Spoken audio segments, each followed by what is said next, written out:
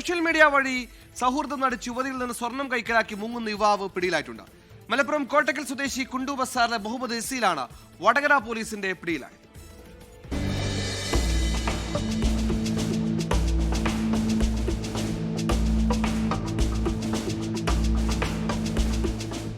വളയം സ്വദേശിനിയായ യുവതിയുടെ പരാതിയിലാണ് പോലീസ് പ്രതിയെ അറസ്റ്റ് ചെയ്തത്.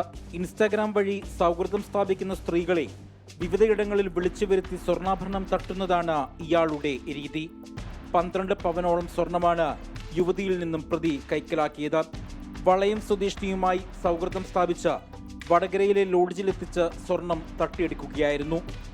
ഇതേ യുവതിയുടെ പരാതിയിൽ കോഴിക്കോട് ടൗൺ സ്റ്റേഷനിൽ സ്വർണം തട്ടിയതിനും ഭീഷണിപ്പെടുത്തി ബലാത്സംഗം ചെയ്തതിനും ഇയാൾക്കെതിരെ കേസുണ്ട്. ഈ കേസിൽ കോഴിക്കോട് ടൗൺ പോലീസ് അറസ്റ്റ് ചെയ്ത് റിമാൻഡിൽ കഴിയുകയായിരുന്ന പ്രതിയെ കോടതിയിൽ നിന്നുമാണ് വടകര പോലീസ് കസ്റ്റഡിയിലെടുത്തത്.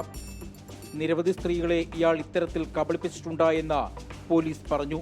പാലക്കാട് ജില്ലയിൽ നാട്ടുകൽ പോലീസ് സ്റ്റേഷനിൽ ഇയാൾക്കെതിരെ കവർച്ചാ കേസ് നിലവിലുണ്ട്. കിനാവിന്റെ രാജകുമാരൻ എന്നാണ് ഇയാളുടെ ഇൻസ്റ്റാഗ്രാം ID. ഈ ID വഴിയാണ് സ്ത്രീകളെ വലയിലാക്കുന്നത് എന്ന് പോലീസ് പറഞ്ഞു. 24 കോഴിക്കോട്. ലോകത്തെവിടെയായാലും ഏത് സമയത്തും 24 വാർത്തകളും ഓഗ്മെന്റഡ് റിയാലിറ്റി പാക്കേജുകളും എക്സ്പ്ലെയിനറുകളും വിശദമായി കാണാൻ ഞങ്ങളുടെ യൂട്യൂബ് ചാനൽ നിങ്ങൾക്ക് സബ്സ്ക്രൈബ് ചെയ്യാം.